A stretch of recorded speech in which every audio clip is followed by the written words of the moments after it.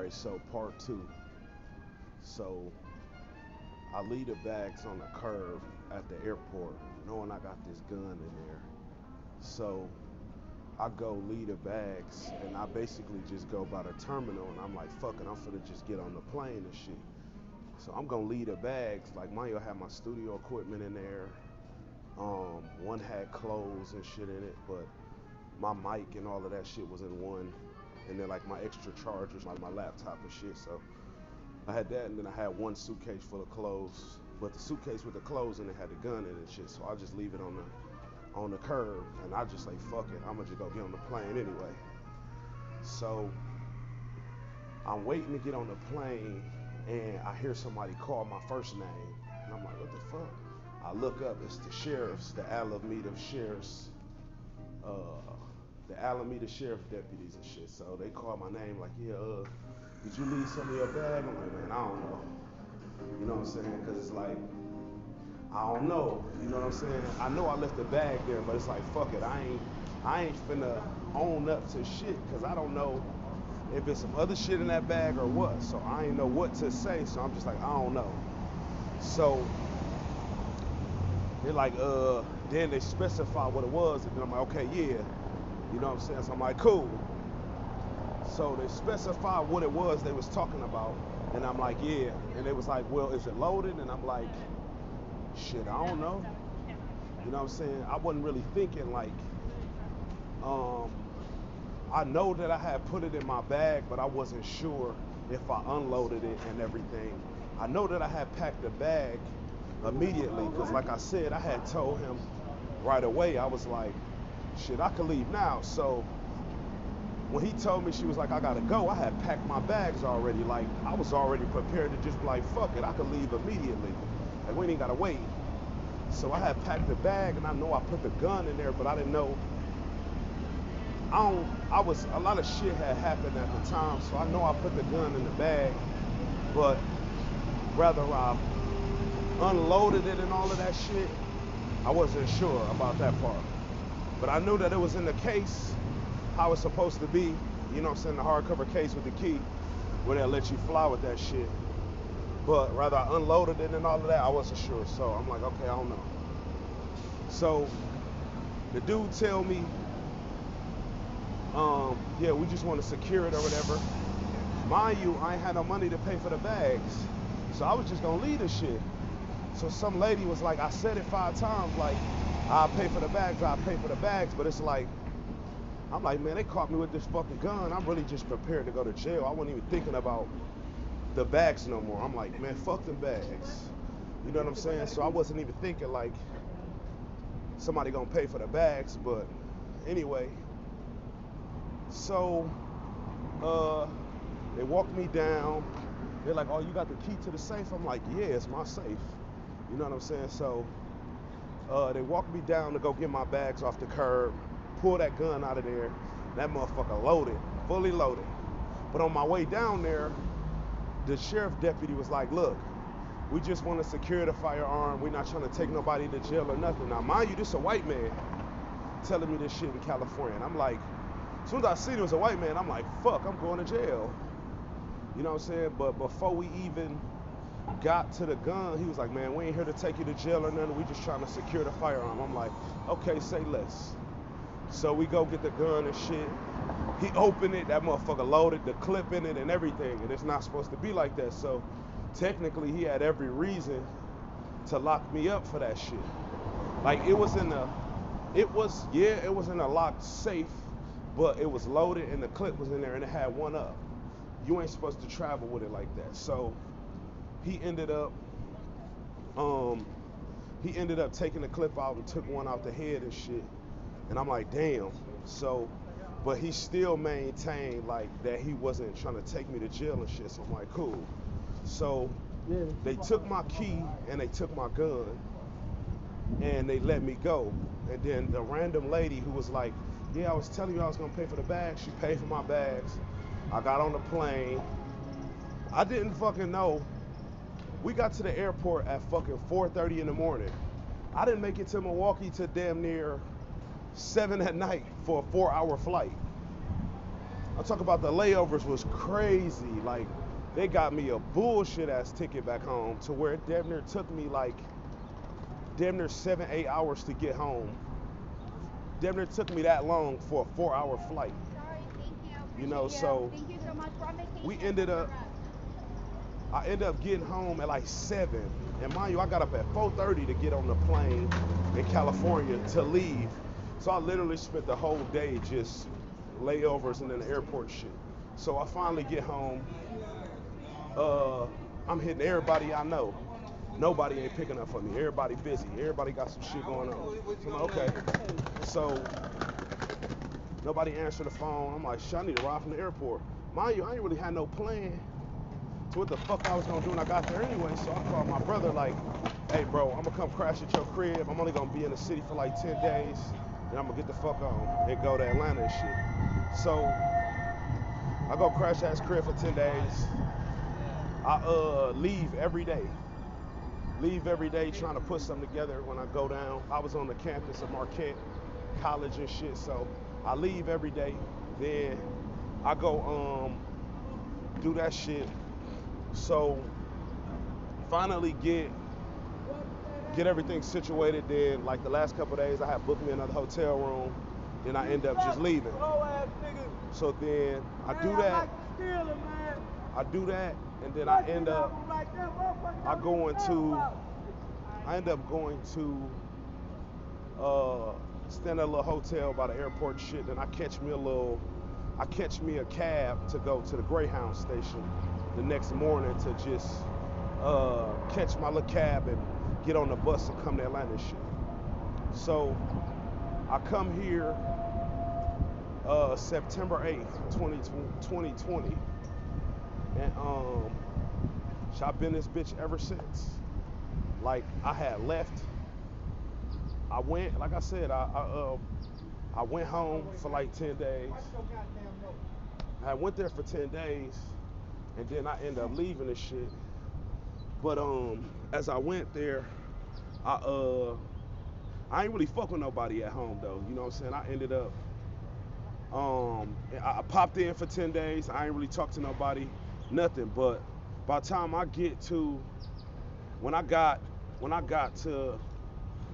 back to Milwaukee, mind you, I was hitting him up, like trying to tell my cousin, like, hey, come get these bags up off me and shit, you know what I'm saying, with woo.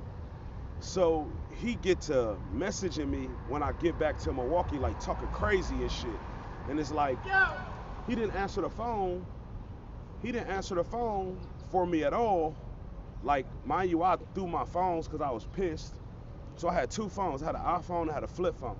So I was talking to this bitch in California and she was talking stupid. So like while the bitch was talking on the phone, I just threw my phones while I was walking because I was just so mad. So I threw the phones. I hear the bitch talking on the phone. I threw the phones. So just on some dumb shit, I threw both of my phones. So I ain't had no phone to call him because I threw them. So I ain't get another phone till I got back in Milwaukee and shit. Went to Verizon, got me another phone, cut on the shit. Whoop, whoop, whoop. So I ended up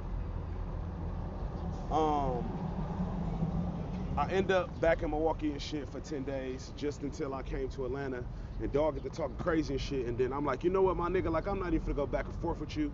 Cause nigga, when I was in your face and I brought that shit to you in California, you weren't on that. So I really ain't respected how you was talking now that it was space between us when I was just in that nigga face and he pulled some hoe shit. So anyway, you know, it was just a bunch of little weak shit they was doing though, little lame ass shit they were doing in California when I had spent all my money and shit. You know what I'm saying? Like little games and shit they was playing like when my money was all gone. So it was like, I just ain't fuck with that shit, bro. So I really was just not really paying attention. I ain't gonna say not paying attention. Like, I wasn't really feeling them like that because it was just too much shit where motherfucker trying to sell me a dream type shit and wanted me to just fall for that shit and I wasn't going. And I really was just really working on my exit. Like, man, how the fuck I'm gonna get up out of here? You know what I'm saying? And the Atlanta situation came and then dog showed his hand like he wasn't really fucking with me coming to Atlanta and shit. But I made it here anyway, regardless of dog not, you know what I'm saying, helping me get here. I got here anyway. But So yeah, I get here, um, I get to Atlanta that day. It was a weekend, so I got here Sunday at like 4 in the morning. So I'm in the Greyhound station for like 12 hours trying to figure out what the fuck I'm gonna do. Mind you, I think I had a phone. I did have a phone. I had a phone and had my laptop. So I'm just on my laptop trying to figure out, okay, what the fuck I'm finna do, what I'm finna do. So I'm sitting in the Greyhound station and I find this little shit called Georgia Works and shit. So I got a phone, so I call him and shit, and she like, well, it's the weekend, come on Tuesday and see what's up. Mind you, I started a fundraiser before I came to Atlanta to get the money to come to Atlanta. So I made like, in a little 10 days, I made like $1,300. So I got 300 right away, and then I got like the 800 like my second day here. So I came to Atlanta with what was left of the $300. I had got me a phone and I bought my ticket for the Greyhound. I ain't really give a fuck about nothing else. Mind you, I knew I had that 800 coming, but my account was in the negative. So I did get the 800, but it got my account up positive, and it just gave me what was left of the 800. So I really didn't even get that whole 800 when I got here, but it was like the second day here I got that money and shit. So I end up going to the program that Tuesday. They let me in and shit. Then they're like, oh, you gotta cut your hair. And I'm like, okay, I'll cut it. Wasn't cutting my hair, so I really just told them I'd cut it so I could buy some time, you know what I'm saying, till I figure out, okay, what's my next move. So I'm in that shit. I end up getting the program. Then they ended up telling me I ain't had to cut my hair. I just had to keep it lined up and shit. So like, they literally was making niggas cut their dreads and shit in that program until I came. Like, I'm the reason they ain't gotta cut their hair no more. Because when I first came there, they was on that with me, but I'm like, man, I ain't cutting my hair for them. So I knew I was gonna leave. Like, if they would have made me try to cut it for real, I knew I wasn't gonna stand that shit. So I was really just buying myself some time to figure out what I'm gonna do next. So 7 months go by, I'm in that shit. Then I get here, you know what I'm saying, I'm going through the shit, and I'm thinking, oh shit, man, these niggas cool with the whoop. When I first got here, that was my thinking, like, okay, man, they cool, you know what I'm saying, these niggas is friendly as fuck, but it's like, I'm not no friendly nigga. It was throwing me off, because I never seen no shit like that before. So when I get here, then, mind you, I was in Georgia Works 7 months. I was in there 7 months, no hiccups, never went to the office, no nothing. I ain't never dropped dirty, I never missed curfew, none of that. You know what I'm saying? I'm in there just working a program. This shit's sweet. You know what I'm saying? Like, I structured my life already, so it was like, it wasn't nothing for me to get in that program and work that shit, because it was sweet. So, motherfucker get in that shit, get in there, then 7 months go by, then motherfuckers get to playing with me and shit. So, niggas playing with me like they tough, so, shit, I ain't running from these niggas. Like, I don't know them, but it's like, I ain't no hoe, bro. Like, I'm not finna back down from these niggas. It's like, I wasn't even looking for the problem, so I wasn't even really tripping on, like, standing up for myself, because I was never the one looking for the shit. It's just, I ain't run from it. So, boom. We get into it 1 week, and 1 week, niggas running to the office on me every day for a week straight, because they coming at me with the shit, though. So all I'm doing is standing up to these niggas. I ain't even tell that them niggas came at me with that shit first. It's just when I retaliated and I got on them niggas' ass, they go run and tell on me. And everybody run to the office and go tell on me. So, mind you, I went 7 months, no hiccups, never been to the office, no nothing. And 1 week, I was in the office every day. So all of that 7 months went down the drain after that 1 week. And they was like, oh, we don't feel safe with you in the building and shit. So I got kicked out of the little homeless transition program and shit. You know what I'm saying? Like, I had some money saved. I had like damn near $2,500 saved up, and then I had like damn near 3,000, 4,000 in my bank account, my personal bank account. So I damn near had like almost $7,000 at the time. You know what I'm saying? My own money plus the little money that I had saved up working there, because I had got hit by a car and shit. So my ankle was broke. And I had to lay up. I was laying, I had to like, I couldn't really work and shit through the little program, so I had to stay really like in the confines of the building, but they let me work the little desk at the program. So my money was just stacking up because I couldn't really move. I couldn't really go nowhere. You know what I'm saying? So my little checks, we was only getting $146 a week. My shit was just stacking up, stacking up, stacking up. You know what I'm saying? I wasn't going nowhere. I wasn't buying no food. I wasn't buying anything because I was on the crutches and I couldn't really move like that. You know what I'm saying? So I started lifting. I never even took a lift until I came to Atlanta. I never needed to. You know what I'm saying? I never took an Uber or Lyft or none of that till I got here, and I was on them crutches, so I was still needing shit, and I was like, the food was garbage, so I was like, man, I got a little money. I'm trying to do a little something, you know what I'm saying? Buy me some food, little clothes and shit, you know what I'm saying? To just add to the little shit I got or whatever. So boom, working that shit. The 7 months come, niggas run into the office on me. I'm getting in trouble. Mind you, I was never getting in trouble in that shit. You know what I'm saying? That week, I got sent to the office every day for a week for people going to tell on me and shit. So the 7 months go by, I get up out that program. Mind you, I had some money, so I used the money I had and I had booked me a hotel room. So I booked me a hotel room for like 4 nights, and then I was waiting for them to give me all my savings account money that week, and then I was gonna figure out what I was gonna do after they gave me all the rest of my money. So I was booked in a little hotel room with the money I had. I ended up going to Lenox Mall like on a Saturday, just on a random Saturday. I had a Chick-fil-A gift card, and I had about like $18 in my pocket, just enough to really buy me a meal and then use the little gift card for the little free sandwich and shit. So I go to Lenox Mall and I see this cop. I call him a coward and shit.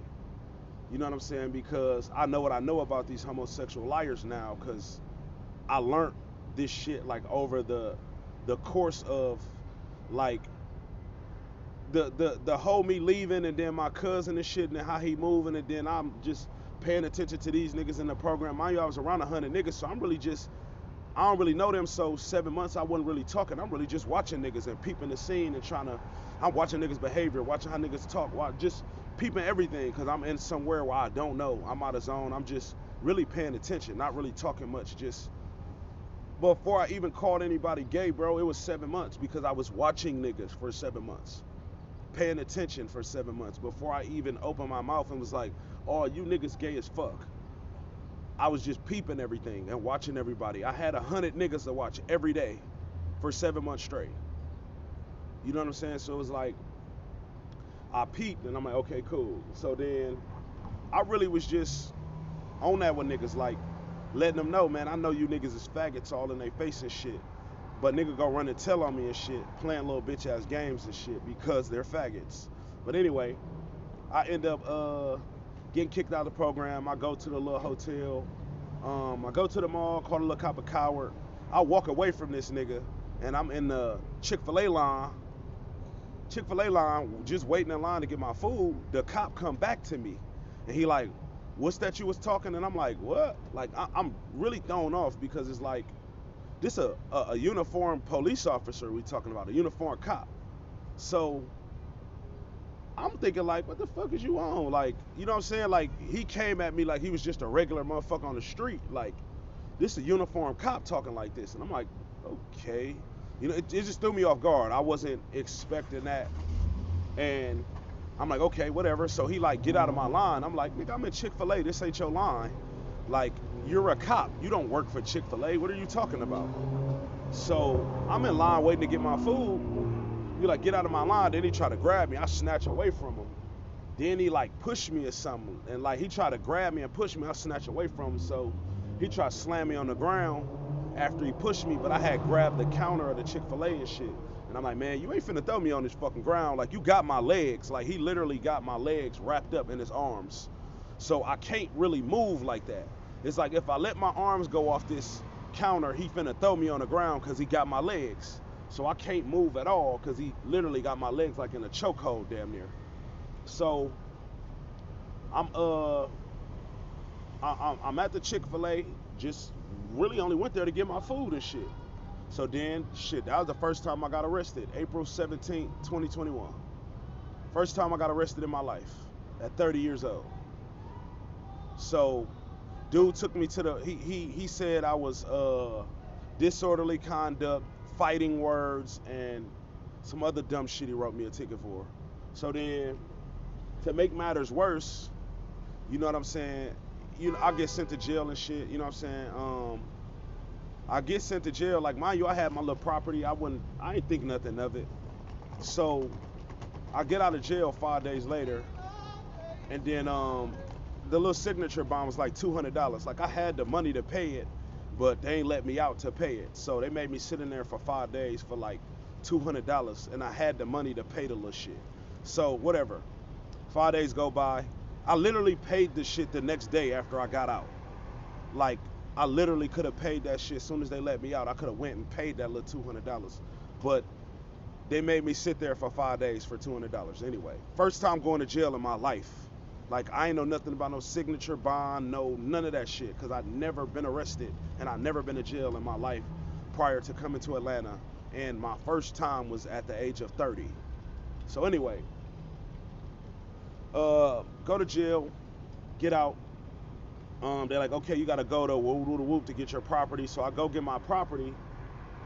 The fucking cop stole from me. Like I had some these headphones right here. Like this the pair that I bought since he stole my other ones.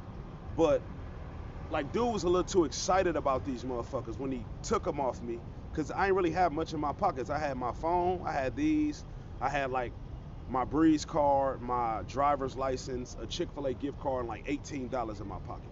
So I didn't really have much on my person, cause it was like I left all that shit at the hotel room. Like I didn't need much. You know what I'm saying? I just had enough to buy my meal, use my little gift card, have my phone, my license, and my Breeze card to get on the train and shit. So I had to find out after being in jail that the nigga stole my shit. You know what I'm saying? Like he stole my headphones and shit. And I'm like, what the fuck? Like, but I'm sitting there as I'm in handcuffs. The shit is sitting on my phone. So it's like the shit was together when you arrested me, and somehow they separated. But anyway, so the nigga arrested me for some bullshit, then he steal from me. So I get out of that shit. They put me in a little program because technically I was homeless, but I was staying in a hotel. Like I was booked in a hotel when I got arrested. So not only am I in a fucking jail, I'm literally paying for hotel rooms. They just charging my card.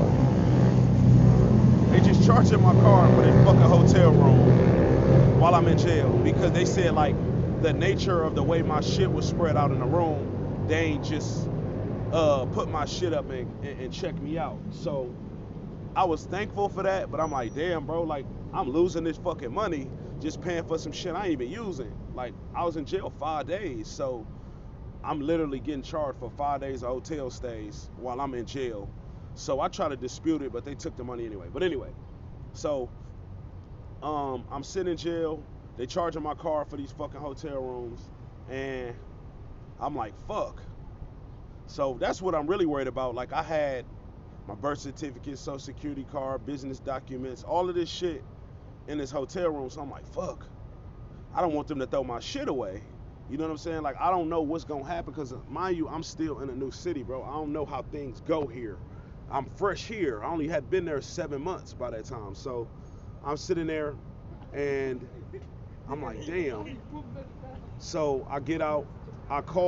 They let me call the hotel from the jail, and they like, oh yeah, they kept the room with the whoop. So boom, get out.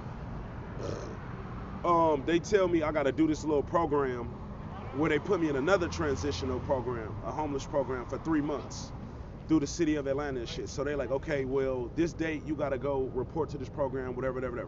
You complete this, we gonna drop the charges. So I'm like, okay, cool. The date come, I go to the little program. So I'm in this program for like 2 months and shit, and then like shit ain't really going good with that program either. Just because I just see like this shit real institutionalized here. Like it's some, like everything's structured like some jail shit. Like mind you, I've never been to jail in my life prior to coming here, but everything here is damn near structured. Like all these little homeless programs and shit is structured like jail, and it's like real institutionalized around this bitch. So anyway,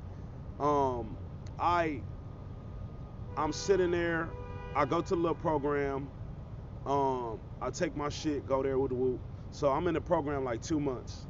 And then they like, well, what are you doing? Like, so we basically button heads in the program, because it's like, they're not telling me, they asked me what I was working on and what I'm trying to do, and telling me they want to help me achieve that goal. but they did nothing to support what they said. So I'm just doing the shit on my own, and I'm like, fuck they program, fuck what they talking about. I'm working on the shit I told them I was working on. So I'm doing that, and they got a problem with it. So then they asked me like what I'm working on. I'm like, the shit I told you I was working on from day one. So then they actually do something that supported it, and they ended up getting me in a truck driver school and shit. So 2021, I went to Jacksonville, Florida, to go to truck driving school, but the company was for CRST and Cedar Rapids, Iowa. It was Cedar Rapids Steel Transport. So I went to Jacksonville. We took a little. I had already was taking the CDL permit shit, so I had already passed some of the shit, but I ain't passed it all. I go to Jacksonville. I passed that shit, so then we drive from Jacksonville. They get us rentals. We drive from Jacksonville to Iowa, like 17 hours. So we drove from Jacksonville to Iowa, Jacksonville, Florida to Iowa. So, we do that shit. I go to Iowa and shit, and going through truck driving school, you know what I'm saying, learning how to drive a truck and shit, you know what I'm saying. Shit was cool. It's like I ain't really click with nobody in the shit, and I feel like this shit wasn't gonna work out anyway because it was only team driving, and it's like, bro, I don't rock with that type of shit. You know what I'm saying? Like I do some loner shit. I be by myself. Like I ain't really click with nobody in the whole anything that I had going on. I clicked with a couple people here, but they was cool at first, and then you know when nigga found out I wasn't one of them and shit, niggas switched, like a light switch went off on niggas. But anyway, I ain't really rock with nobody in the truck driving school shit either, but it was only team driving, so I'm like, man, I don't know how this shit gonna work anyway, because I don't fuck with none of these people. And you basically gotta pick a partner that you gonna be with, you gonna spend a lot of time with, because you driving from Iowa to California, and it's weeks at a time. You know what I'm saying? Like it take a while, and then you got the driving to do, and then like they time the route, so it's gonna take you a couple days to do it, and then you do this shit, you driving nonstop, so you really like, it's like you over the road but for like a couple weeks at a time. You know what I'm saying? So you back to back doing loads and shit, but you doing team driving. So I'm like, I don't know how this gonna work. I don't really fuck with none of these people here. You know what I'm saying? I ain't click with nobody who I feel like I could spend weeks at a time on the road with. And I'm like, man, I don't really know about this shit. So, I mean, it was just me trying to do something, really just to really get the CDLs out of the fucking deal. That really was my main goal. Like, okay, fuck it, get your CDLs, and then fuck it, do what you want to do after that. So, that shit didn't work out ultimately anyway. They kicked me out of that shit, and they're like, well, we're gonna ask you to leave. So I left 2021 on my birthday, my 31st birthday. I had left. They kicked me out my 31st birthday. They lied like they was upgrading my room. You know what I'm saying? But I was asleep when they called me. I'm like, man, I'm asleep. We're gonna have to upgrade in the morning. You know what I'm saying? Like I'm asleep. I'm not finna get up. We could do it. We could take care of whatever need to be taken care of in the morning. They're like, okay, yeah, we'll just move. So I go to one hotel. The dude driving the van, he don't listen. He take me to the airport. I said, bro, I'm going to a hotel. I'm not going to the airport. So he go to the airport, not listening to me, trying to do what the fuck he want to do. So he take me to the wrong hotel. But see, the bitches in the hotel was like, oh yeah, no, you at the other hotel, the hotel that they send people to and they kick you out. But they said that, not knowing, like the bitches at the hotel said that. They didn't know that I knew that I was getting kicked out. You know what I'm saying? The hotel workers said it. They slipped up and said that shit. But they didn't really say, they didn't slip up. They was being messy. You know what I'm saying? The bitches was saying that shit to basically put me on, like they was kicking me out. You know what I'm saying? I was at the wrong hotel. The hotel that they put me to was a raggedy ass roach hotel with roaches and shit in it across the street. The hotel that I was in was a little nice, decent hotel, probably a little 3.5, 4-star. The other one was a raggedy ass hotel, fucking filthy.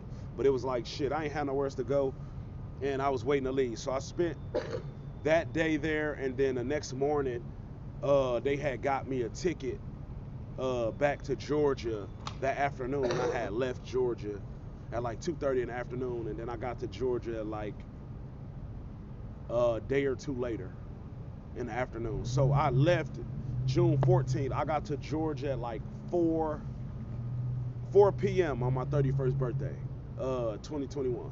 So mind you, I got money, so I'm in a hotel. You know what I'm saying? I booked me a hotel on my way back to Georgia. So mind you, I got kicked out of truck driving school, but I had bread, so I'm like, okay, well, I'm just gonna book me a hotel room, just enjoy my birthday, then I'm gonna go back to the little house and shit.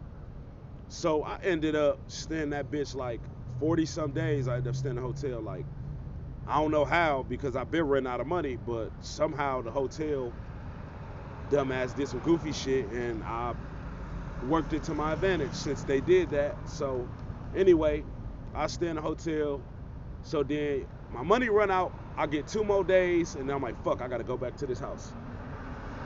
So I go back to the house after my money run out, my hotel rooms run out.